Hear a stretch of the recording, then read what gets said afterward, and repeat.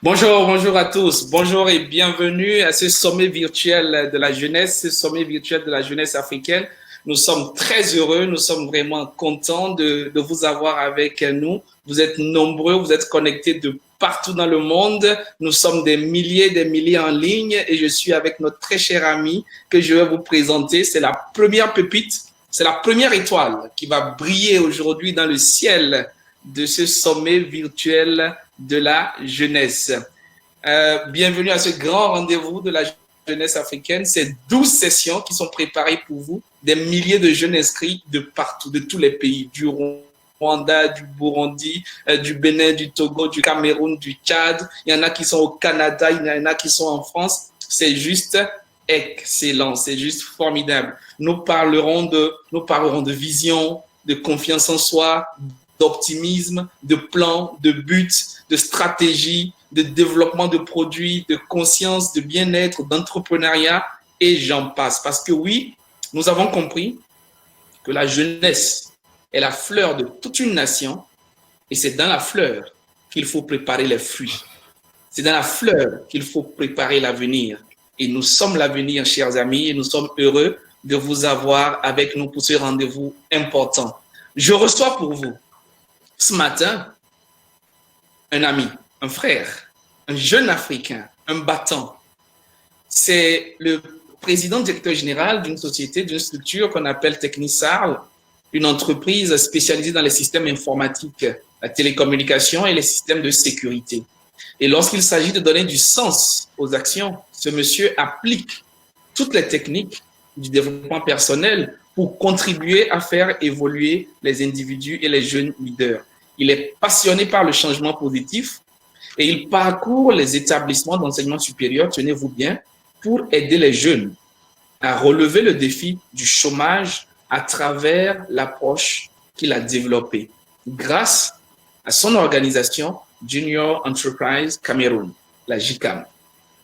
Et à l'occasion de la célébration de la fête nationale de la jeunesse du Cameroun, le 11 février 2020, dans la dynamique de la politique et du programme de développement de la jeunesse africaine, l'observation panafricaine de la qualité en éducation et en formation, soutenue par l'Union africaine, a décerné lors de la soirée des étoiles éducatives un award d'excellence à ce jeune entrepreneur dans la catégorie modèle pour la jeunesse africaine.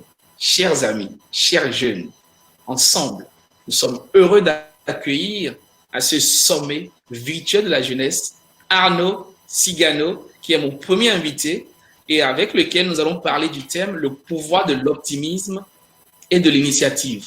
Comment tirer le meilleur de soi? Comment tirer le meilleur de soi? C'est le thème autour duquel Arnaud va nous entretenir. Bonjour Arnaud. Bonjour Gaius et merci encore pour cette présentation. Vraiment, c'est tout un honneur pour moi d'être là parmi vous. Et bien évidemment, bonjour à tous ceux qui sont connectés de par le monde entier. C'est pour moi vraiment tout un grand honneur d'être parmi vous ce matin. Merci encore pour cet honneur que vous me donnez. Et puis, je sais que vous êtes connectés dans le monde entier. Et en tant que jeune Africain par ailleurs, c'est vraiment tout un plaisir. Et je me dois vraiment de vous dire merci, infiniment merci pour ce temps précieux que vous m'accordez. Merci Arnaud. C'est nous qui sommes heureux de t'avoir avec nous. Et sans plus tarder, nous allons commencer avec ta présentation. Je vais donc te donner la parole. Chers amis, nous avons environ 50 minutes que nous allons passer ensemble. Et là, je vais passer la parole à notre intervenant, Arnaud, qui aura 20 minutes pour nous dire en résumé les leçons qu'il a tirées de sa vie, de son expérience, de tout son parcours. Comment pense-t-il que nous pouvons tirer le meilleur de nous-mêmes? Et à la suite de cela, nous allons avoir un temps d'échange. Donc, n'hésitez pas, vous avez le chat, vous avez la partie conversation. Vous pouvez, à partir de maintenant, commencer par poser vos questions auxquelles Arnaud va répondre. Donc, à partir de maintenant, je laisse toute la parole à Arnaud, qui aura 20 minutes pour nous présenter tout son thème. Cher ami Arnaud, fais comme chez toi. Merci Gaius, merci une fois de plus. Et encore une fois de plus, bienvenue à tout un chacun d'entre vous et c'est vraiment le moment crucial pour ce long voyage, même s'il est assez court. Mais sinon, c'est que je suis très heureux d'être parmi vous. Alors, nous allons tenter commencer, donc voilà, pour ce grand sommet virtuel de la jeunesse, voilà. Donc, nous allons parler du pouvoir de l'optimisme et de l'initiative. Donc, comment tirer le meilleur de soi. Bon, c'est ça qui est question.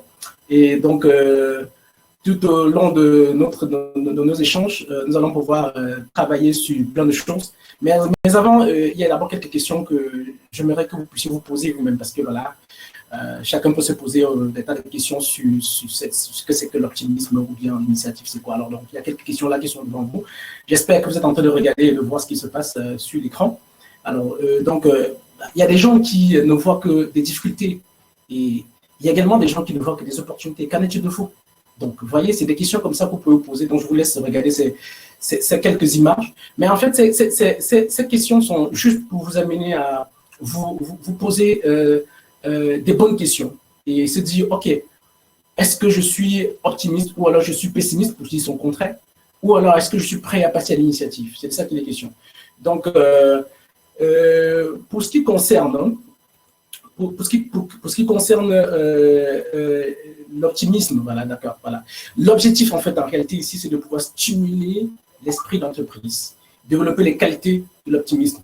C'est-à-dire, vous devez être prêt à pouvoir avoir toutes les aptitudes pour pouvoir être, pour garder confiance en vous, en fait. C'est de ça qu'il est question. Et comme l'a dit une célèbre personnalité, choisis la vie que tu vivras. Il s'agit de Christian Singer. Donc, je crois que vous la connaissez, une célèbre écrivain qui a d'ailleurs parlé de ce que c'est que l'optimisme dans ses ouvrages. Je vous le conseille de pouvoir aller regarder un peu cet ouvrage. Vous pouvez fouiller sur Internet, vous allez voir ce que cette formidable dame a écrit sur l'optimisme. Alors, donc, sans plus tarder, nous allons vraiment commencer dans le vif du sujet. Voilà. Donc, comme introduction, bien évidemment, nous allons parler du coefficient intellectuel et le coefficient émotionnel. Alors, donc, la clé de la réussite n'est pas que, parce que c'est ça aussi, n'est pas que le coefficient intellectuel, mais il y a également le coefficient émotionnel. Alors, le coefficient intellectuel, je crois que vous le connaissez, c'est vraiment votre niveau de connaissance, les diplômes que vous avez obtenus et autres et tout. Alors, en ce qui concerne le coefficient émotionnel, alors c'est la mesure, voilà, de votre capacité à vous projeter dans l'avenir, la capacité à avoir une vision, votre capacité à avoir une bonne image de vous-même, à déployer votre potentiel, à garder son sang-froid, à être objectif. Donc, c'est ça aussi le coefficient émotionnel. Et c'est ça qui fait partie de la réussite en même temps. Alors, s'il faudrait que nous parlons de l'optimisme. Alors, l'optimisme en lui-même, c'est quoi? C'est un système de... En fait, ce sont des personnes... Être optimiste, en fait, ce sont des personnes qui ne voient que les choses du bon côté. Et qui, eux, se disent que, voilà, en fait, ils ont tout pour réussir, en fait. Et puis, d'ailleurs, selon le dictionnaire Larousse, si vous voyez la définition, vous allez voir que c'est le système de ceux qui prennent tout du bon côté, mieux dans le monde, la tendance à voir tout bien, et qui prennent les choses du bon côté, en fait. Et bien évidemment, l'optimisme se réfère aussi à la confiance en soi, la foi. Vous pouvez le faire si vous y croyez. En fait, c'est ça aussi l'optimisme. Donc, avoir confiance en soi, avoir foi en soi. Et bien évidemment, l'une des méthodes pour développer la confiance en soi est basée sur le principe psychologique bien connu et scientifiquement prouvé, l'autosuggestion. Et d'ailleurs, Émile Coué, qui est également un grand psychologue qui a écrit sur de nombreux ouvrages, ça aussi, je vous invite à aller regarder sur Internet, pour aller taper sur soit YouTube, pour avoir des audios, ou alors peut-être sur Google, vous allez avoir des œuvres de Émile Coué qui parlent de l'autosuggestion. Alors, l'autosuggestion, c'est quoi exactement? C'est le fait de pouvoir se dire des belles paroles en soi pour se motiver, c'est-à-dire se motiver. Et bien évidemment, on n'est pas toujours obligé d'attendre que les autres nous motivent. Nous-mêmes, nous pouvons nous motiver. On a besoin de se motiver. En fait, en réalité, pour réussir, on a besoin de se motiver soi-même. Et puis, si déjà, vous n'avez pas confiance en vous, comment est-ce que les gens devraient avoir confiance en vous? Donc, vous devrez avoir confiance en vous, vous devrez vous motiver vous-même. Et justement, cette méthode de l'autosuggestion est le fait de pouvoir se donner des belles paroles, se motiver soi-même. Tenez par exemple un exemple très frappant, c'est de pouvoir se dire, ok, je sais que je vais réussir. Peut-être parlant d'un projet, lorsqu'il y a un projet qui est en cours, se dit, je sais que je vais réussir ce projet parce que j'en ai les moyens, j'en ai les capacités. Ce ne sont pas seulement des belles paroles. Maintenant, après, il faut passer à autre chose. Il faut passer vraiment à la pratique, il faut passer à l'action, il faut passer aux actes en réalité. Donc, c'est aussi ça, en fait. Et là, nous parlons de l'initiative. S'il faut passer aux actes, il faut donc prendre les initiatives. Et donc, justement, s'il faut regarder également la définition dictionnelle, l'initiative, c'est l'action de celui qui propose ou fait une première chose. Donc, c'est la qualité de celui-là qui est porté ou disposé à agir, à entreprendre. C'est ça l'initiative, en fait. Et ce qu'on voudrait, c'est de pouvoir prendre l'initiative dans ce que nous entamons comme projet, dans tout ce que nous entamons comme carrière. Donc, il faut prendre les initiatives. Bien évidemment, le contraire de l'initiative, c'est la procrastination. Et justement, c'est un fléau qui mine énormément la société, la procrastination. Et beaucoup de personnes n'arrivent pas à réussir dans leur projet ou bien dans leur carrière parce que justement, ils procrastinent à tout moment. Et justement, la procrastination, c'est le fait de remettre tout à demain. Alors, c'est-à-dire, ce qu'on peut faire aujourd'hui, on le remet à demain, et puis demain, on ne le fait pas, et ça s'enchaîne ainsi de suite, et finalement, on se retrouve à ne rien faire. Alors, donc, du coup, on se trouve dans un cycle de quelque chose qu'on voudrait faire, mais qu'on n'arrive jamais à le faire. Donc, du coup, c'est une très mauvaise habitude, la procrastination.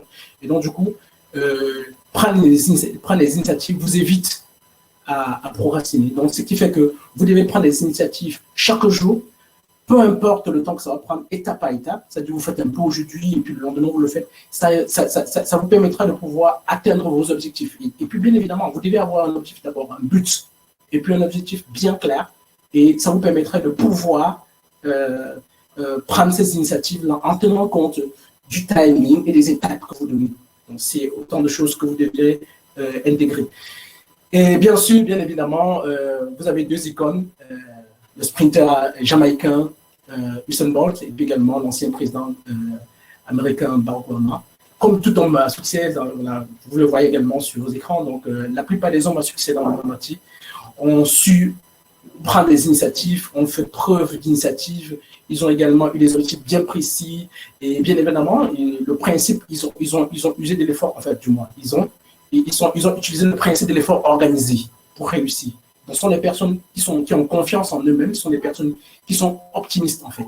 Vous allez voir, si vous regardez également la vie de ces deux personnages que nous avons là en face de nous, vous allez voir que ce sont des personnes qui ont réussi et qui ont eu non seulement à appliquer tous ces principes de l'effort organisé, tous ces principes de l'optimisme, la confiance en soi, et bien évidemment écarter la procrastination dans leur carrière. Et donc, du coup, je vous invite d'ailleurs à regarder un film qui est très intéressant, qui parle effectivement de Usain Bolt.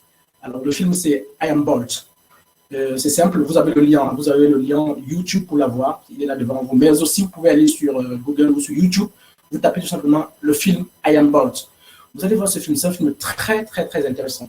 Parce qu'en fait, en réalité, on ne voit pas seulement, d'habitude, nous regardons le champion, nous voyons le champion à l'écran, mais nous ne savons pas quel effort le champion a fourni pour arriver à ce travail-là. Il fournit un gros travail, et justement, le travail qu'il fournit est lié justement à le fait d'être optimiste, le fait d'avoir confiance en soi, et le goût de l'effort, la pratique quotidienne, c'est-à-dire chaque jour, il va faire des activités chaque jour, bien que ce ne soit pas évident. D'ailleurs, je crois que pour ceux qui sont bien essayés à vouloir faire du sport ou bien à vouloir se lancer un peu pour pouvoir faire des activités physiques, pour pouvoir un peu pour redonner un peu du punch à son corps, vous vous êtes rendu compte que généralement, au début, c'est très compliqué. C'est-à-dire, c'est pas évident.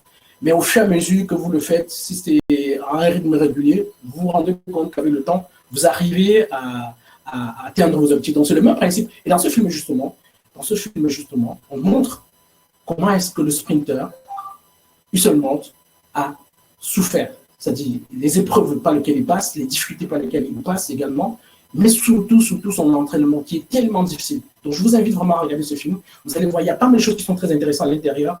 Et ce film nous parle également des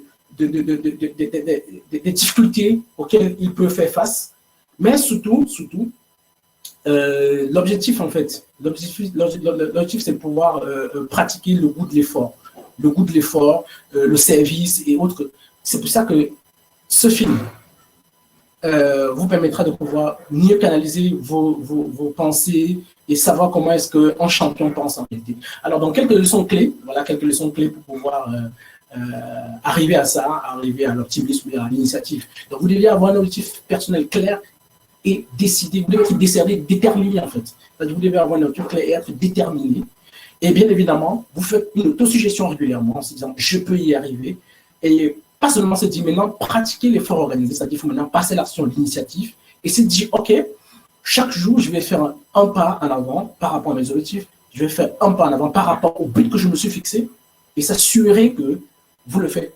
Vous pouvez également partager avec votre entourage et vous dire ok, ils sont là peut-être pour vous aider davantage à vous ramener lorsque peut-être, parce qu'au début c'est pas évident, hein, maintenant il faut vous amener à revenir sur votre principe ou bien sur votre objectif, votre but dont vous vous êtes fixé. D'ailleurs, il faut aussi inclure la discipline de vie. Alors, il faut aussi inclure le service, parce que être au service des autres, ça permet qu'on se rend compte qu'on est utile aussi pour les autres, et ça donne le goût de l'effort, ça donne le goût du sacrifice aussi, c'est-à-dire c'est en fait ça, quoi. La maîtrise de soi, ça vous aide dans tous ces aspects. Mais aussi, vous devez aussi maîtriser l'art de la persuasion, parce qu'en fait, quand vous regardez ce film, vous voyez Usain Bolt qui arrive à persuader et convaincre son coach. Quand il faut arrêter, il dit non, moi je vais continuer. Vous voyez un peu. Et à un moment, son coach se dit mais tiens, il faut que je laisse. Vous voyez, il arrive à le convaincre en fait. Et gardez également une attitude positive vis-à-vis des autres et de vous-même. Ça, c'est très important. Si vous arrivez à garder des attitudes positives de vous-même d'abord, comment est-ce que vous vous voyez? Si vous voyez de manière négative, parce que pour une raison ou une autre, ça va impacter négativement sur vos projets, ça va impacter négativement sur votre façon de faire. Donc, vous devrez normalement garder une attitude positive et, bien évidemment, vis-à-vis de vous-même et vis-à-vis des autres. Ça, c'est très important. Alors, qu'est-ce qui vous aide à surmonter les grands obstacles de la vie? On a demandé, c'est une question qu'on a posée à Usain Bolt et puis il a dit, ce sont les obstacles. Donc, chaque jour, les obstacles l'amènent à réussir, les obstacles l'amènent à avancer. Donc, c'est très important. Ne pas se dire que les obstacles, c'est seulement négatif, mais se dire qu'on peut arriver à surmonter cela. Alors, vous devez également comprendre que l'initiative passe. En fait, c'est le passe-partout qui ouvre toutes les portes aux opportunités. L'initiative. Donc, passer à l'action. Passer à l'action, c'est quelque chose de formidable. Pour vous, vous devez à tout moment penser à passer à l'action quand vous êtes donné des objectifs ou bien quand vous avez un but précis à atteindre. Et puis, maintenant, vous devez définir clairement vos objectifs. Vous devez transformer ces objectifs en réalité chaque jour. Donc, c'est l'action, en fait. Et puis, bien évidemment, vaincre la procrastination. Ça, c'est quelque chose qu'il faut rire avec. Alors, maintenant, en ce qui concerne mon retour d'expérience, parce qu'il faudrait que je vous parle aussi de moi, de mes difficultés et par quoi je suis passé, parce que c'est aussi ça, cet échange pour ce jour. L'une des choses que vous devez savoir, c'est que vous devez profiter de ces éléments en faisant chaque jour un pas en avant pour arriver plus près de l'accomplissement de vos objectifs principaux. Ça, c'est quelque chose que vous ne devez pas perdre de vue. Moi, en ce qui me concerne, j'ai des projets, jusqu'à présent, j'ai des projets, et ce sont des projets qui datent depuis des années. Et bien que le chemin soit parfois long, on se dit, on va y arriver. Et c'est pour ça que chaque jour qui passe, on voit le pas qu'on fait, on fait un pas en avant, et on se dit, on est droit au but, même si à chaque fois qu'on est en train d'avancer, on se rend compte que le chemin peut être long, mais pour nous, on s'est dit, OK, en fait, pour moi, par exemple, je me dis, d'accord, le chemin est long, mais je me rends compte que j'avance chaque jour. Donc, chaque jour qui passe, je suis en train d'aller vers le but de mon objectif, de mon projet. Et il est bien vrai, il peut y avoir des difficultés. Mais comment on fait pour vaincre cela? Comment on fait pour arriver à vaincre cela ou à dominer ces difficultés? C'est de se dire, moi, je sais que j'ai toutes les capacités pour réussir. Et c'est ce que je me le dis tout le temps. Je sais que j'ai des outils. Je sais que j'ai des capacités. Je sais que j'ai des personnes autour de moi qui peuvent m'accompagner, qui peuvent m'aider. Et c'est ça le plus important lorsqu'on se lance dans un projet. Il ne faut pas perdre de vue le but. Il ne faut pas perdre de vue l'objectif. Et donc, comme vous le voyez, par exemple, pour une personne initiative, vous devez vous habituer à poursuivre fermement et obstinément l'objectif de votre, en fait, l'objet de votre but principal. C'est-à-dire, précis jusqu'à l'obtenir. Vous devez le faire jusqu'à l'obtenir. Peu importe le temps que ça va prendre. Ça va prendre 1 an, 10 ans, 20 ans, 50 ans. Non, c'est un peu trop. 50 ans, c'est trop. Mais en réalité, ça peut prendre 2 ans, 5 ans, 10 ans. Mais ça ne servira à rien si vous avez l'objectif principal et que vous n'y croyez pas. Donc, vous devez vous disposer, vous devez y croire et vous devez savoir où est-ce que vous allez, et puis mettre tout en jeu pour cela. Donc, je vous laisse, je termine mes propos avec cette petite phrase. Votre seule limite est celle que vous créez dans votre esprit. Votre seule limite est celle que vous créez dans votre esprit. Donc, merci beaucoup. Donc, une fois de plus, je vous invite à regarder la vidéo de Usain Bolt, I Am Bolt, mais aussi le livre sur l'autosuggestion d'Émile Chloé, qui va vous permettre de pouvoir davantage comprendre ce que c'est que l'autosuggestion, l'optimisme, l'initiative. Ça va beaucoup vous aider. Donc, merci et je suis à votre disposition pour toutes les questions. Waouh, waouh, waouh, waouh. Dis donc. Excellent. Merci Arnaud. Merci. J'ai noté. Et ben, dis donc, tu dis des choses très, très intéressantes. Et là, pour le reste du temps, nous allons pouvoir échanger, discuter au sujet de tout ce que tu as dit qui est très, très, très intéressant. Merci beaucoup de nous partager ton expérience à propos du pouvoir, de l'optimisme et de l'initiative. Vraiment, merci. Merci Arnaud. Nous avons été très édifiés par ton partage et ton contenu. Merci Gaius. Et pendant que justement tu intervenais, il y avait beaucoup d'échanges déjà au niveau du chat, il y avait beaucoup de questions, des gens qui étaient très très encouragés. Voilà, tu reçois beaucoup de félicitations d'ailleurs, beaucoup d'encouragement.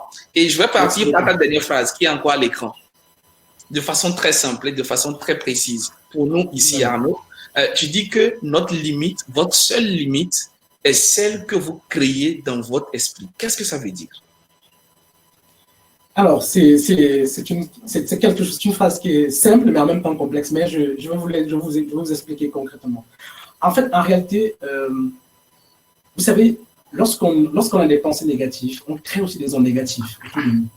C'est-à-dire, il y a des gens, il y a des personnes, vous vous rappelez des questions que j'ai positionnées au début du slide, voilà, des questions que j'ai demandé que chacun pouvait se poser. Je peux revenir, si vous voulez, sur ces questions-là.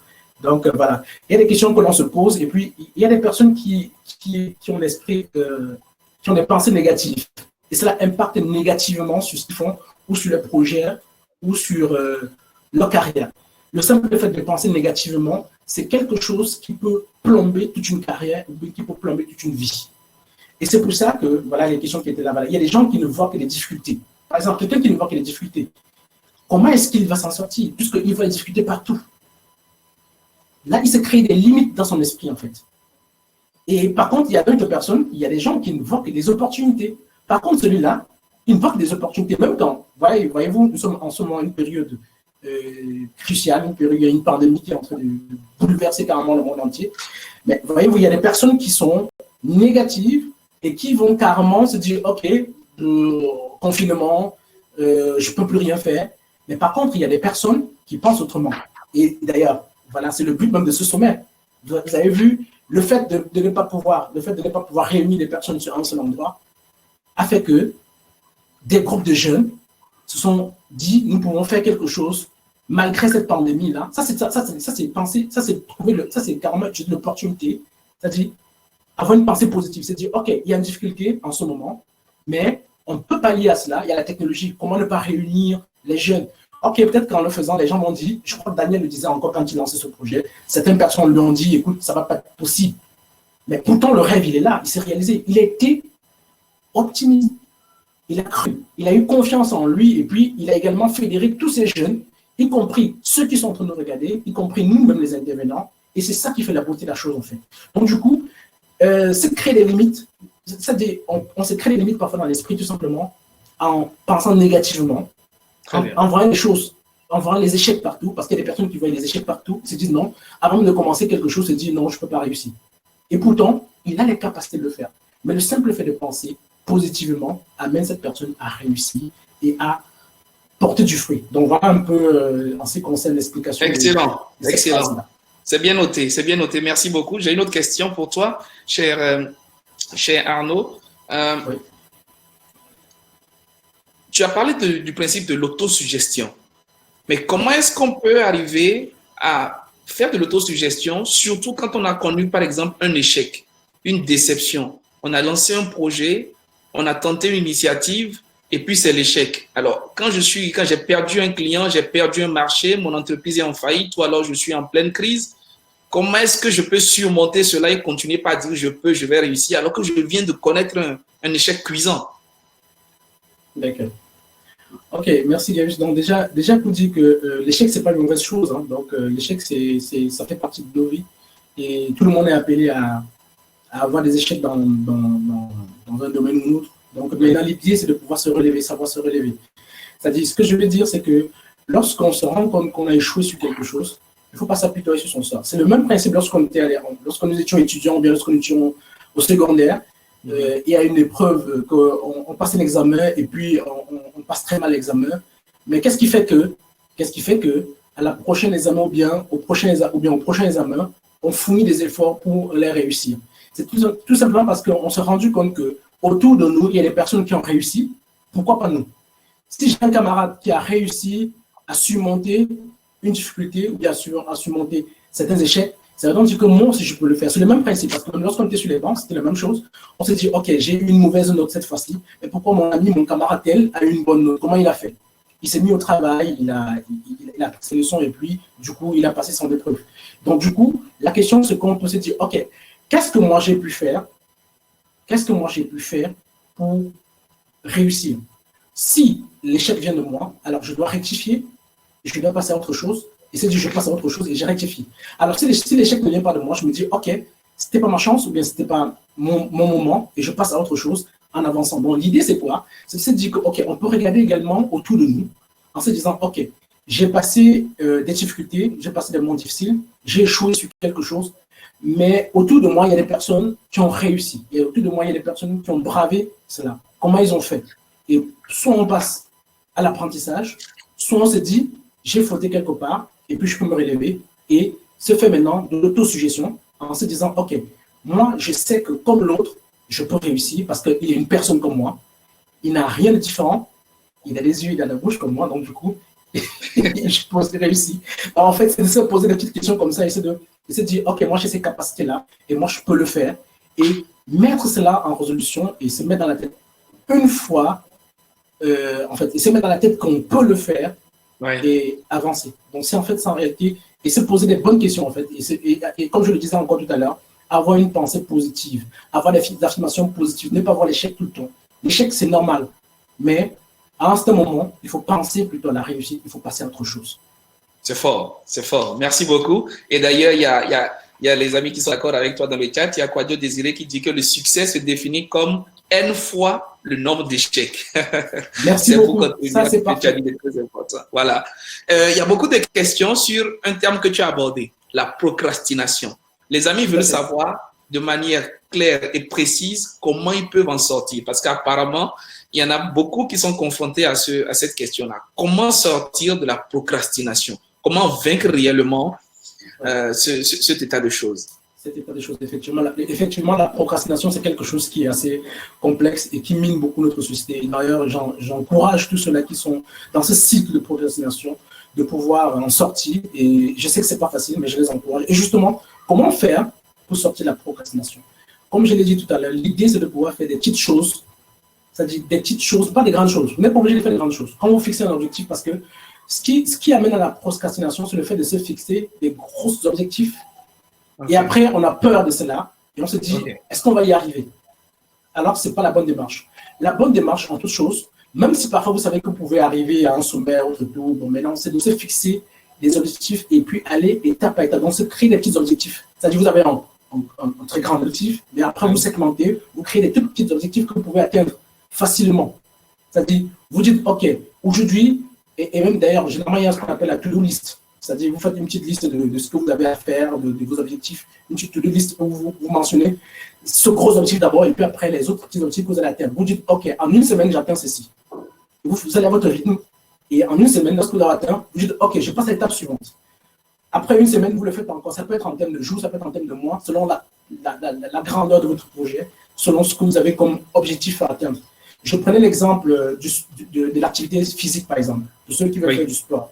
Oui. C'est quelque chose qui est très compliqué. C'est-à-dire, on se lève le matin, on dit, OK, nous sommes samedi, je vais aller faire du sport. Et puis après, on dit, non, c'est difficile, ça va être compliqué, autre tout. Mais le simple fait de dire, OK, d'accord, étant donné que faire l'activité physique, c'est d'abord lourd et c'est compliqué pour le corps, je peux dire, OK, moi, je décide de marcher. Aujourd'hui, c'est une marche que je fais. Je vais faire une marche pour une distance peut-être de 100 mètres. Et je me lève, je marche. Là, il n'y a pas d'effort, il n'y a pas trop d'effort qui est fourni. Pourtant, vous êtes en train de faire une activité physique. Maintenant, une fois que vous l'avez fait, la semaine qui suit, bien, le jour qui suit, vous pouvez dire, OK, cette fois-ci, j'ai marché 100 mètres, je peux marcher 200 mètres ou 300 mètres. Et le lendemain, vous le faites. À un moment, vous dites, OK, bon, d'accord, la marche, d'accord, je crois que je suis habitué à la marche. Maintenant, je vais essayer de faire des petits pas. Essayer un peu de faire quelques activités un peu plus denses. Et cette fois-là, vous trottinez un peu, vous trottinez, ainsi de suite. À un moment, vous vous rendez compte que vous avez la capacité de pouvoir courir même à une vitesse où les autres le font, sans même vous en rendre compte, parce que vous avez pris cette habitude, vous allez aller étape par étape. Donc, c'est le même principe, que ce soit dans les projets, que ce soit dans les activités, que ce soit dans sa carrière ou dans tout ce que vous voulez faire. Vous deviez segmenter vos projets et arriver à le faire étape par étape, se donner des petits objectifs que vous allez atteindre et évoluer au fur et à mesure. C'est vraiment pareil pour les même dans les projets, c'est pareil. Moi, par exemple, c'est le même cas. Hein, c'est-à-dire, dans chaque projet, j'ai une vue globale, j'ai un ensemble, vraiment un objectif global pour ce projet. Mais après, j'essaie de me fixer des petits objectifs en me disant, OK, je dois atteindre tel niveau aujourd'hui, même si je sais que l'objectif, il est grand, il est loin, mais j'essaie de le faire en me rapprochant. Chaque jour qui avance, je me rapproche, chaque jour qui avance, je me rapproche. Et au finish, je sais que je vais y arriver. Et il faut aussi avoir confiance en soi, en se disant qu'on sait qu'on va y arriver. Et ça fait partie de vaincre. Donc, c'est ça qui permet de vaincre la procrastination en gardant l'esprit positif.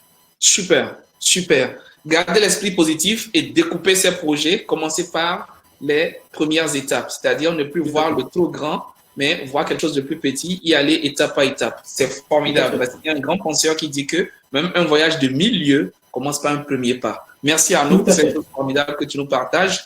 Il y a une question qui est arrivée dans le chat et qui veut savoir, pour toi Arnaud, de façon très concrète, tu as parlé du pouvoir de l'initiative, mais comment est-ce que le fait de passer à l'action t'a aidé toi à réussir dans tes projets personnels?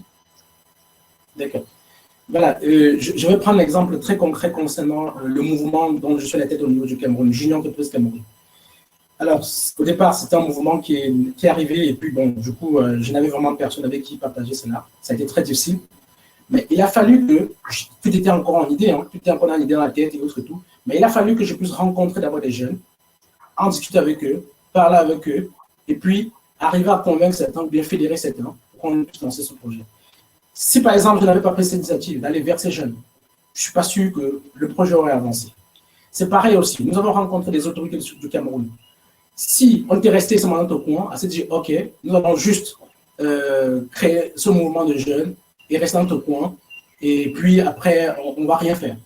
On ne serait pas arrivé au point où on a rencontré les autorités qui nous ont signé des notes pour davantage développer ce mouvement au niveau des universités, parce que l'idée, c'est de pouvoir aller vers les universités camerounaises et leur permettre de pouvoir avoir une première expérience professionnelle. Et ça, on nous a ouvert les portes. Si nous n'étions pas allés rencontrer les autorités, ça c'est l'initiative, c'est-à-dire on a un projet, le projet il est grand, mais là il faut prendre des initiatives. Aller rencontrer les autorités, c'est une initiative qu'on a dû prendre. Et à maintes reprises, c'est vrai que ça n'a pas été évident au premier coup, bien au premier clap d'un doigt, non, mais au fur et à mesure qu'on le faisait, ça aussi, il faut la persévérance, parce que la persévérance, c'est aussi une qualité qu'il faut développer en tant qu'entrepreneur ou en tant que jeune ou en tant que porteur d'un projet. Il faut développer la persévérance. Mais on a persisté, on a persévéré, et c'est ainsi que les autorités nous ont signé pas mal d'opportunités qui nous ont ouvert les portes. Et c'est comme ça que nous pouvons avancer aujourd'hui. Donc, pour mon cas, prendre des initiatives, ce qui m'a aidé, moi, par exemple, c'est de pouvoir aller vers les jeunes d'abord, partager avec eux, les rencontrer, échanger avec eux. Ensuite, aller vers les autorités pour leur dire voilà ce que nous sommes en train de faire et voilà ce qu'on peut encore faire mieux avec des jeunes et tout. Et ça ouvre les portes. Mais si c'était resté juste une idée dans la tête et j'étais resté dans mon coin, je ne suis pas sûr qu'on sert à ce niveau. Donc, c'est autant de choses en fait. Merci. Waouh, merci beaucoup. Il y a Kwadjo Désiré qui dit que la pensée sans action conduit à l'illusion et tu as très bien fait de prendre l'action. Mais de manière concrète, on connaît l'Afrique. On connaît notre difficulté, on connaît réellement le problème de la jeunesse. On sait quel est le regard que certains aînés nous donnent. On sait à peu près comment est-ce que les choses sont difficiles de pouvoir avoir des rendez-vous avec certaines autorités. On sait comment c'est pas toujours évident. Alors, il y a cette question qui est venue. Comment rester positif dans un contexte où on n'est pas encouragé à prendre des initiatives, où l'environnement n'est pas forcément favorable, où on ne vous applaudit pas, où on vous regarde comme un trop jeune, un trop agité, un trop curieux, où on veut tout à fait vous enfermer dans un certain, dans un certain schéma. Comment je fais pour développer vraiment cet esprit positif, toujours optimiste? Alors, c'est très, très intéressant. C'est vraiment très intéressant. Et ça, c'est le quotidien, comme l'a si bien cette personne, c'est le quotidien de chaque jeune en Afrique, en fait, parce que l'environnement n'est pas favorable. Mais j'aimerais aussi également faire savoir que rien n'est facile dans la vie, déjà pour commencer. Il faut se battre. Très bien. Rien n'est facile dans la vie, il faut se battre. Partout, que vous soyez, nous sommes actuellement en Afrique, mon cas c'est le Cameroun. Si je vais ailleurs, l'environnement ne sera pas toujours, même en Occident, hein, c'est pas comme si c'était un tapis rouge qu'on déroule aux jeunes. Mais il faut se battre en fait. Quand on regarde tous ceux qui sont passés par le succès, ils ont eu des difficultés. Donc en fait, arrêtez. Si vous êtes un homme à succès, si vous pensez succès, vous n'avez pas de difficulté, alors oubliez. Parce que le succès passe par l'échec, par les échecs, par les difficultés, par les obstacles. Ça, c'est normal. Je suis d'accord que, ok, c'est un peu plus grand si je nous en Afrique, mais l'idée c'est quoi? C'est que nous devons croire en soi. Alors, chacun devrait croire en soi. C'est-à-dire, ok, malgré les difficultés, malgré les obstacles, malgré les refus, malgré les injures, je crois en ce que je peux faire. Je sais que ce que je fais est bon. Et je sais que je vais y arriver. Et lorsqu'on arrive à braver cela, tout devient clair. Et même s'il y a des difficultés, on sait que, ok, c'est normal. Donc, vous devez accepter les difficultés. Il faut d'abord commencer par ça. Accepter ces difficultés, que ça existe et que, ok, c'est quelque chose de normal en fait. Si on veut réussir, il faut passer par là. Donc, se dit que les difficultés qu'on a, ou bien les obstacles qu'on rencontre chaque jour, fait partie du succès qu'on veut atteindre.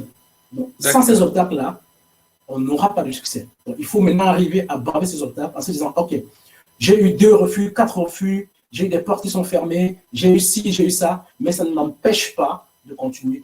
Il faut persévérer en fait. Il faut persévérer. Merci beaucoup. Et je suis heureux d'annoncer à tous nos participants que le sommet sera rediffusé. Donc, vous aurez sur la chaîne YouTube de l'Académie, vous pourrez revoir toutes les différentes sessions. Donc, ne vous inquiétez pas, prenez des notes et vous pourrez avoir l'opportunité de revoir, de réécouter, de suivre à nouveau tous ces riches enseignements, tous ces riches moments de partage que nous avons en ce moment. Arnaud, il y a une question très intéressante. Il y a Carlos et il y a Lompo également qui veulent des détails, qui veulent plus de précision sur un concept que tu as abordé, l'effort organisé. Qu'est-ce que c'est? Qu'est-ce que tu entends par là, par l'effort organisé? Est-ce que tu peux nous donner plus de détails et plus d'éléments sur ce concept? D'accord, super. Alors, quand je parle de l'effort organisé, c'est tout simplement le fait d'être discipliné. Donc, nous devons être disciplinés dans ce que nous faisons. Que ce soit dans nos projets que nous devons garder à l'esprit la discipline, ne pas aller en rang dispersé. Parce que parfois aussi, on peut fournir plus d'efforts, on peut fournir des efforts et les fournir de la mauvaise façon. Et ça fait qu'on dépense de l'énergie, on gaspille de l'énergie. Et cette fois-là, à ce moment-là, ce n'est pas bon pour nous, ce n'est pas bon pour nos projets. Donc nous devons savoir, c'est le même principe hein, qu'un athlète, lorsqu'il s'entraîne à travers, finit par s'épuiser et n'est plus prêt lors de la compétition. Donc, il faut un temps pour, et à un moment, quand je parle d'effort organisé, c'est de dire qu'il faut avancer, mais à un moment après, prendre une pause, essayer d'évaluer le chemin parcouru, voir est-ce qu'il faut changer de stratégie, est-ce qu'il faut adopter une autre stratégie, est-ce qu'il faut continuer dans la stratégie la stratégie par laquelle on a commencé, ou alors il faut passer à autre chose. C'est de ça qu'il est question. Donc, vous devrez normalement organiser quand on se fixe des objectifs, et puis maintenant, on organise cela en se disant, OK, aujourd'hui, le cap, c'est ça, mais si demain, on n'arrive pas à atteindre ce cap, on se dit, OK, qu'est-ce qu'il faut faire pour y arriver? J'ai échoué ici, comment est-ce que je fais? Donc, moi, par exemple, en ce qui concerne mon projet, surtout ce qui concerne le projet Junior Entreprise, à un moment, je voulais que ça aille très vite. Et je courais un peu dans tous les sens, mais après, je me suis rendu compte que ce n'était pas ça le plus important. Il fallait cibler les bonnes personnes, rencontrer les bonnes personnes et échanger avec les bonnes personnes pour pouvoir avancer avec ces bonnes personnes-là. Ça peut prendre du temps. Parfois, lorsqu'on organise, ça peut prendre du temps. Et c'est pour ça qu'il faut mieux organiser. Même si ça prend du temps, mieux organiser pour arriver au succès, pour arriver à la réussite. Sinon, si vous n'organisez pas bien, vous risquez de pouvoir aller dans tous les sens et ça ne va pas vous aider. C'est pour ça que je parle de l'effort organisé. Et d'ailleurs, dans le film, si vous regardez très bien le film Usain Bolt, donc je conseille encore vraiment, je vous invite à regarder le film I Am Bolt, de Usain Bolt, le sprinter américain. Vous allez comprendre justement ce que c'est qu'il faut organiser parce que vous voyez comment l'athlète il arrive à fournir ses efforts, il organise. Il sait qu'il y a un moment où il doit travailler dur, il sait qu'il y a un moment où il doit un peu s'amuser, il sait qu'il y a un moment où il doit manger, parce qu'il faut aussi bien manger, il prend tout cela en compte. Et justement, son coach l'aide dans ce sens-là, et également son entourage. Et c'est ça qui fait de lui un champion, c'est ça qui fait de lui un gagnant. Et c'est ça qui l'amène à la réussite. Donc, vraiment, j'invite chacun à regarder ce film. I Am Bolt. Donc, il faut organiser le pouvoir de la discipline, pouvoir s'organiser, pouvoir prendre chaque étape en son compte et être assez méticuleux dans l'organisation de son projet. Excellent, merci beaucoup. Il y a Malik qui voudrait avoir la différence, parce que tu en as parlé, entre comment est-ce qu'on peut assimiler le quotient émotionnel et la gestion émotionnelle, l'intelligence émotionnelle. Est-ce que tu peux revenir un peu sur ces aspects-là? D'accord, parfait. Alors, comme je le disais tantôt, le quotient intellectuel, c'est vraiment votre capacité à, en fait, du moins, c'est votre niveau d'études, votre intellect, c'est-à-dire vous êtes passé, vous avez un doctorat, vous avez un master, vous avez appris plein de choses à l'école, et du coup, c'est important, c'est très, très important. Avoir fait des études, c'est important, parce que ça vous permet de pouvoir avoir des connaissances dans un certain domaine, et ça vous permet aussi de pouvoir comprendre des concepts, ça c'est important. Maintenant, le quotient émotionnel, c'est votre capacité à savoir discerner quelle est l'opportunité qui est devant vous et comment la saisir. Parce que pour avoir une opportunité devant vous, bien qu'intellect, vous n'arrivez pas à la saisir. Donc, vous devez cultiver ce quotient émotionnel qui vous permet de pouvoir savoir quand c'est le bon moment pour vous lancer, par exemple, dans les affaires, quand c'est le bon moment, par exemple, pour vous lancer ou bien pour prendre une initiative. Donc, c'est ce quotient émotionnel-là qui vous permet de pouvoir discerner. C'est pour ça que vous allez voir certaines personnes qui n'ont jamais fait d'études, mais qui arrivent, qui sont des hommes à succès dans les affaires. Parce qu'ils ont ce quotient émotionnel qui sont élevés, qui sont développés. Et comment on fait pour le développer? Il suffit tout simplement de s'écouter, d'avoir confiance en soi. Parce qu'il y a des personnes qui peuvent être des intellects, mais qui n'ont pas confiance en eux.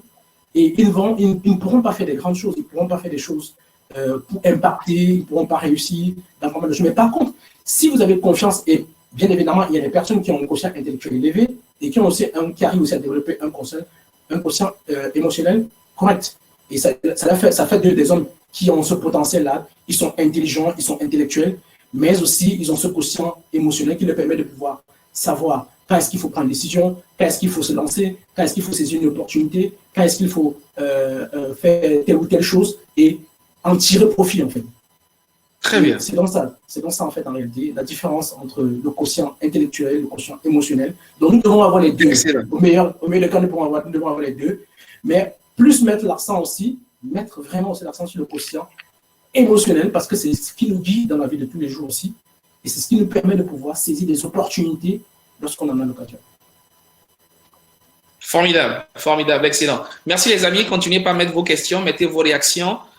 Mettez votre appréciation de ce sommet virtuel qui commence avec la présentation de notre cher ami Arnaud. Nous parlons ici du pouvoir de l'optimisme et de l'initiative. Nous parlons de comment tirer le meilleur de soi, comment tirer vraiment le meilleur de chacun d'entre vous. Et nous sommes heureux de partager avec vous ces moments-là que vous pourrez revoir par la suite pour ceux qui sont en retard. Pour ceux qui ont loupé des parties, ne vous inquiétez pas. Sur la page YouTube du sommet, vous aurez accès à toutes les interventions, notamment celle-ci. Et je suis vraiment très, très heureux de pouvoir avoir ces moments de bonheur avec mon cher ami Arnaud. Arnaud, on poursuit. Il y a Morel. Morel qui veut savoir ceci. Comment arriver à inculquer dès le bas âge les notions de confiance en soi? Comment déjà, avec les enfants, avec les jeunes, comment déjà très tôt, on peut faire en sorte que nous puissions avoir cette confiance en soi-là. On peut l'inculquer à ses frères, à ses cousins, à ses enfants autour de nous. D'accord. Oh, ça c'est super. C'est vraiment très intéressant cette question parce que justement, c'est même par là qu'on devait commencer les enfants. Parfois, nous, en fait, du moins les parents, parfois ne mettent pas l'accent sur ces choses et pourtant, c'est quelque chose qu'il faut davantage inculquer à nos enfants. Et l'une des choses qu'il faut faire, c'est de ne pas frustrer les enfants lorsqu'ils prennent des initiatives. Parce que ça, c'est quelque chose. Il y a des parents qui frustrent sur les enfants quand ils prennent des initiatives. Plutôt que de frustrer l'enfant, vous devez corriger. C'est-à-dire vous devez amener l'enfant à lui faire comprendre que telle ou telle action qu'il a posée, elle n'est pas bonne parce que vous lui expliquez concrètement et correctement de quoi il est question. Et lui donner le bon chemin, la bonne voie. Mais si vous le frustrez en l'insultant, en l'injuriant, du coup, il perd confiance en soi parce que justement, il sait qu'à chaque fois qu'il prend des initiatives, on l'insulte. S'il garde ça en image, s'il garde ça en tête, si l'enfant garde ça en tête, qu'à chaque fois qu'il veut prendre l'initiative, on l'insulte, il ne va plus jamais prendre l'initiative parce qu'il sait qu'à chaque fois, même quand il va grandir, et même quand il sera au devant des gens, quand il va vouloir prendre l'initiative, il va se rappeler cette image de frustration dont ses parents dont ses parents l'infligeaient tout le temps. Et là, ça va le frustrer. Donc, ce qu'il faut faire, c'est que lorsqu'un enfant prend des initiatives, peu importe l'initiative, hein, ça peut être dans son jeu, ça peut être à la maison, dans tel ou autre acte, mais à vous de le canaliser en le corrigeant de la bonne façon, en lui disant l'acte que tu viens de poser, elle n'est pas bonne parce que voilà la conséquence. Et ça peut t'amener à ça. Et il arrive à faire la part des choses. Vous l'aidez à faire la part des choses. Mais lorsqu'il fait aussi un acte qui est positif, vous devez l'encourager en lui disant que c'est bien, c'est intéressant. Je prends un exemple. Par exemple, l'enfant peut décider de laver le véhicule de papa à la maison. Il prend l'initiative de laver sans qu'on lui demande. Il prend l'initiative. Vous devez l'encourager à le faire davantage pour que de demain, qu'il puisse le faire, soit en lui offrant un petit cadeau, soit en lui disant, même seulement le fait de lui dire « Ah, j'étais très heureux de savoir que tu as pris l'initiative de la voiture. » Mais maintenant, s'il fait quelque chose autre qui soit négatif, vous devez plutôt lui expliquer en lui disant « Non, ce que tu as fait, ce n'est pas pour ton intérêt et ce n'est pas pour l'intérêt d'une communauté ou bien de nous-mêmes, ce n'est pas pour notre intérêt. Donc, du coup, voilà la conséquence. Et par conséquent, demain, la conséquence peut être très grave et du coup, ça peut t'amener à ci, à ça. Et donc, évite ça dans les jours à venir. Donc, voilà un peu comment est-ce qu'on peut travailler les enfants dès le bas âge. C'est-à-dire, premièrement, les encourager lorsqu'ils posent des bonnes actions, lorsqu'ils prennent l'initiative, si elle est bonne, vous devez les encourager, les féliciter, offrir des petits cadeaux. Ça va booster l'enfant à davantage aller dans ce sens-là. Mais lorsqu'il commet des erreurs, ou bien s'il prend des initiatives négatives, ou bien qui peuvent détruire, ou bien qui peuvent nuire, vous le réprimandez en le corrigeant, mais en lui expliquant aussi les conséquences. Là, il va mieux comprendre et ça va l'aider. Wow, merci beaucoup. Et j'ai partagé dans le chat, vous avez le lien de la chaîne YouTube, donc vous pouvez déjà cliquer dessus, super. Vous abonner pour rester au courant de toutes ces vidéos lorsqu'elles seront publiées, lorsqu'elles seront partagées et de toutes les autres activités également. J'ai une question très importante qui est arrivée là, j'ai une question très importante. Alors, on a un groupe, on a une initiative avec un certain nombre de personnes. Et il se fait que dans ce groupe-là, c'est la question de Quadio désiré, certains n'arrivent pas à suivre le rythme. Certains n'arrivent pas à suivre le rythme. Alors, faut-il les changer ou est-ce qu'il faut travailler à les transformer? Et cette question rejoint un peu la question aussi de Aïcha qui dit qu'elle a une préoccupation. Elle veut savoir, est-ce qu'elle doit se lancer dans un projet avec son conjoint? Est-ce qu'il faut travailler avec son conjoint? Parce qu'il y a certains parfois qui n'ont pas la même motivation que nous. Donc, est-ce qu'il faut les emmener ou est-ce qu'il faut les laisser à côté? Voilà des questions qui se rejoignent. D'accord, c'est très intéressant. Alors, cette question a deux volets. Je vais répondre premièrement. En fait, je vais arriver à donner des explications qu'il faut pour mieux faire comprendre de quoi il est question. Alors, voilà. Vous savez, dans la vie, il y a des personnes qui sont des leaders. Et il y en a d'autres qui sont des suiveurs. C'est-à-dire, il y en a que, quoi que vous fassiez, ils ne seront que les suiveurs. Ils ne prendront pas d'initiative. Ils seront que là pour attendre des décisions. Mais par contre, il y a d'autres personnes qui vont prendre des initiatives, qui sont des leaders. Ce qu'on appelle leaders, c'est des personnes qui prennent la tête des organisations, bien des groupes, des comités, et qui veulent toujours initier quelque chose de grand, de bon. Donc, en fait, il y a deux catégories de personnes, les leaders et les suiveurs. Alors, si vous avez au sein de vous des personnes, pourquoi lorsque vous voulez travailler avec des gens, vous devez connaître exactement qui sont les personnes avec qui vous travaillez. Et bien évidemment, ces deux catégories de personnes, on a besoin d'eux dans la société. On a besoin des leaders, on a besoin des suiveurs. Ça, c'est clair. Ce n'est pas comme si on doit mettre certains de côté et avancer avec eux. Mais non, ça dépend maintenant de votre projet. Ça dépend maintenant des objectifs que vous avez fixés. Ça demande où est-ce que vous voulez aller. Donc, si vous êtes au sein d'un groupe où vous êtes leader, ou bien il y a quelques leaders simplement et d'autres sont que des suiveurs, alors, si le projet est encore naissant, il est bien clair que ceux qui sont là, qui n'attendent que des décisions, qui sont des suiveurs, vont freiner le projet. Ça, c'est clair. Par contre, ceux qui sont des leaders vont faire avancer le projet. Donc, il serait mieux pour vous de travailler avec ceux-là, donc d'avoir à votre entourage, lorsque le projet est encore en début ou bien en gestation, de travailler avec des leaders. Parce que ce sont eux qui vont vous motiver aussi. Parce qu'à un moment, si vous travaillez avec des suiveurs, à un moment, ils vont vous décourager. Et vous risquez de perdre carrément le fil ou de perdre l'objectif que vous êtes fixé pour atteindre ce projet-là, pour la réussite de ce projet. Donc, lorsque le projet est encore en gestation il est préférable de travailler avec ceux-là qui vous comprennent mieux et qui sont des leaders. Et lorsque le projet va atteindre un certain niveau, alors ceux qui sont dits suiveurs verront, parce que parfois ils ont juste besoin de voir. C'est-à-dire, lorsque l'idée est encore là comme ça, ils ne voient pas, ils ne perçoivent pas. Par contre, le leader, lui, perçoit, il essaie de se projeter. Le suiveur ne se projette pas, il essaie de regarder à l'instant là, il regarde la porte à l'instant, il ne voit rien. Et là, dans ce cas, il ne pourra pas vous être très utile. Il pourra plutôt être un frein pour vous. Par contre, lorsque vous êtes arrivé à un certain niveau où le projet a mûri jusqu'à un certain niveau, où l'on peut percevoir le projet, lorsqu'on peut voir où est-ce que vous allez avec votre projet. Et là, maintenant, vous pouvez faire appel à cette catégorie de personnes qui, eux, maintenant, voient où est-ce que vous allez. Parce que parfois, quand vous commencez un projet, lorsque vous lancez un projet, parfois, il y a des personnes qui ne comprennent même pas où est-ce que vous allez. Et il y a que vous savez. Et vous devez avoir la capacité d'expliquer à un certain nombre de personnes. Et ceux-là qui vont vous suivre et qui vont vous comprendre seront aussi des leaders comme vous. Donc, voilà pourquoi vous devez sélectionner. Et ça vous permettra de savoir à quel moment intégrer maintenant les autres qui sont aussi dans la formidable. Parce que, comme je l'ai dit, à un moment, on a besoin et des leaders et de ceux qui sont dits suivants. Donc, à un moment, on a besoin de tout le monde. Donc, c'est à chacun de nous de voir comment est-ce qu'il voit comment est-ce que son projet se présente. Mais comme je l'ai dit, vraiment, le conseil que je donne, c'est que, pour un début, vous devez d'abord travailler avec ceux-là qui arrivent à vous comprendre, qui comprennent où est-ce que vous allez, qui arrivent à percevoir votre vision, parce que tout un projet, c'est d'abord la vision. Alors, si on ne comprend pas votre vision, s'il y a des personnes qui ne comprennent pas votre vision, ça va être très, très difficile pour eux de vous suivre, en fait, ou bien de partager votre avis. Donc, ça, c'est un peu ça. Pour revenir à la question de la deuxième question du conjoint et la conjointe, bon, en fait, parfois, il est préférable, c'est toujours bien de partager son projet avec son conjoint ou sa conjointe, même si parfois, s'il y a l'un ou l'autre qui ne comprend pas, c'est toujours préférable de partager parce que, quoi qu'on dise, honnêtement, quoi qu'on dise, le conjoint ou la conjointe est toujours dans le support indéniable. Ça, c'est clair. Donc, il est toujours dans le support. C'est-à-dire, franchement, c'est parfois la personne qui vous booste même parfois. Vous ne vous rendez même pas compte. Hein, parfois, le simple fait de partager votre projet, parce que pour un début, lorsque vous avez une idée, c'est la première personne à qui vous échangez parfois.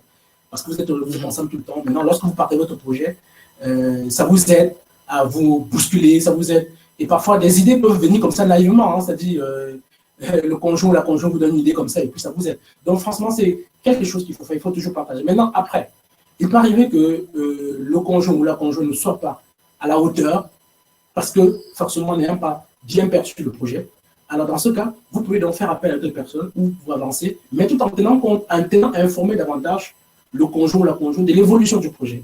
Et là, à un moment, forcément, il ou elle va pouvoir s'intégrer dans le projet et se rendre compte que, en fait, la vision est là. Donc, ça, c'est ce que je peux dire. Super, super. Merci Arnaud. Nous tendons vers la fin de cette première session. C'était juste 1 heure de temps. Nous allons devoir rejoindre la prochaine session. Je vais te poser peut-être une dernière question. Je vais en combiner 2 et tu vas nous donner ton mot de fin ensuite. Il y a Zenabou et puis il y a également Jean Bétuel.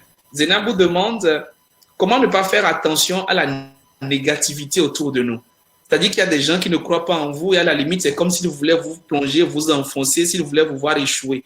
Elle dit qu'elle essaye de ne pas y prêter attention, mais c'est difficile.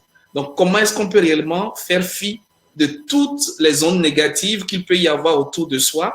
Et Jean Bétuel te demande, toi, comment rester motivé au quotidien? Comment faire pour rester motivé? Donc, ça va peut-être être ton mot de fin. Comment est-ce que toi, pour que tous les jours, tu sois optimiste? D'accord, super. Alors, déjà, pour la première question de Zenabou, c'est ça? Oui. Voilà. Justement, l'une des choses que Zenabou devrait faire, c'est d'abord d'accepter qu'il y ait des personnes négatives. Parce que si tu n'acceptes pas ça, tu auras des problèmes. Tu devrais accepter qu'il y aura toujours des ondes négatives et qu'il y ait des personnes négatives. Ça, il faut l'accepter. Tant que tu ne l'acceptes pas, ça va te poser un gros et un sérieux problème. Tu dois pouvoir l'accepter. Que dans la vie, tu vas rencontrer des personnes qui sont négatives, des personnes qui sont pessimistes à la limite et qui ne veulent même pas croire. Donc, des personnes comme ça, tu vas les rencontrer tous les jours. Ça, il faut d'abord l'accepter. Maintenant, comment faire face à ça? C'est maintenant ton attitude, c'est-à-dire, c'est comment est-ce que tu perçois ton projet. Est-ce que tu crois en toi? C'est d'abord ça qu'il faut commencer. Quand tu crois en toi, et quand tu sais où tu vas, et quand tu sais que ce dont pourquoi tu te bats à une cause, en fait, la cause pour laquelle tu te bats est quelque chose de bien, en ce moment-là, même quand il y a des pessimistes, ça t'encourage, ça t'amène à aller de l'avant, et parfois on les convaincre. Parce que moi j'en ai vu des cas où des personnes étaient carrément pessimistes sur des choses que je faisais, mais à un moment, au fur et à mesure, lorsque tu évolues, lorsque tu avances, ce sont ces personnes qui viennent encore t'encourager. Parce qu'ils ont vu la détermination, parce qu'il faut être déterminé, il faut être persévérant dans ce qu'on fait, il faut être déterminé. J'ai dit bien surtout si c'est quelque chose, si c'est pour une bonne cause, parce que ça, il faut aussi le préciser. Oui. Quand c'est pour une bonne cause, battez-vous quand c'est pour une bonne cause. Quand vous savez que vous pouvez le faire, quand vous savez que vous en avez les capacités, vous devez vous battre pour ça. Et forcément, vous allez rencontrer des personnes négatives, vous allez rencontrer des personnes pessimistes, mais à un moment, ils vont vous rejoindre. Ça arrivé à plusieurs hommes à succès. Plusieurs hommes à succès, ils ont aussi des problèmes. Quand vous voyez, quand Edison a découvert l'ampoule électrique, quand il a créé l'ampoule électrique, voilà, il y avait des pessimistes. Mais finalement, qu'est-ce qu'il a fait? Au bout de l'effort, il a réussi et finalement, c'est ça qui nous aide aujourd'hui. Et les gens croient en lui. Donc, en fait, vous devez croire en vous, vous devez vous battre pour ce que votre cause. Lorsque vous sentez, lorsque vous savez que vous en avez les capacités, faites-le. Merci. Alors, pour le mot de fin et la deuxième question, d'accord. Voilà, le mot de fin et la deuxième question qui est qu'est-ce qui me motive chaque jour à avancer, à être optimiste? Alors, c'est parce que je crois en moi déjà pour commencer. Bien évidemment, je crois en Dieu parce que Dieu est le créateur. Je crois que parmi vous, il y a aussi des croyants. Moi, je crois en Dieu. Et je sais que Dieu a mis en moi une capacité. Je sais que Dieu a mis en moi quelque chose qui me permet d'avancer, qui me permet de réussir. Et à chaque fois, moi, je me pose souvent une question. Je me pose souvent la question de savoir qu'est-ce que je suis venu faire sur Terre. Très bien. Peut-être en 30 secondes parce qu'on va devoir fermer la session. D'accord. Et ce qu'on est venu faire sur Terre, ce n'est pas avoir les grosses voitures, ce n'est pas avoir de l'argent, c'est pas ça. Qu'est-ce que tu apportes de plus à ta communauté? Qu'est-ce que tu fais pour ta communauté? Et c'est ça qui m'encourage. Je me dis, je dois faire quelque chose pour ma communauté. Et la communauté pour laquelle je me bats aujourd'hui, c'est la jeunesse. Je me bats au quotidien pour permettre aux jeunes d'avoir une première expérience professionnelle, pour pouvoir sortir du chômage, parce que c'est quelque chose qui est terrible. Et chaque jour, c'est ça qui me motive en fait. Je me dis, OK, pour moi, il faudrait que les jeunes puissent avoir une première expérience professionnelle et je me bats pour ça. C'est ça qui me motive chaque jour et c'est ça qui est mon plus pour la communauté à laquelle j'appartiens. Et je rends grâce à Dieu parce que justement, c'est pas facile, mais chaque jour on avance, on voit le pas, on voit ce qu'on fait et ça nous donne à avancer davantage. Donc, merci encore et beaucoup de courage à chacun d'entre vous. Merci infiniment Arnaud, nous avons été très très enrichis par ton partage. Chers amis, on poursuit donc tout à l'heure à partir de 11h GMT, vous avez la deuxième intervention par rapport à l'autonomisation de la femme, les enjeux, les perspectives.